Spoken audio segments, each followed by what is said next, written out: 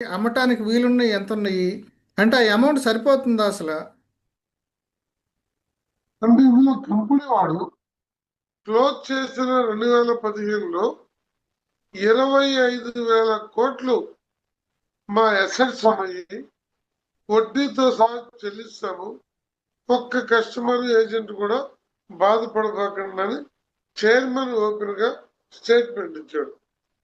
ఈ మధ్య 1 year back chairman ఆయన తమ్ముడు కవా సీతారామరావు ఈ ఆస్తి విలువ పెరిగి సుమారు 35,000 నుండి 40,000 కోట్లు మా ప్రాపర్టీస్ ఉన్నాయని వాళ్ళు ఇచ్చిన స్టేట్మెంట్స్. అదే. కానీ ఆ మేరకి అసెట్స్ ఉంటాయని, అన్ని వేల కోట్లు ఉంటాయని నేను భావించనండి, నమ్మట్లేదు నేను.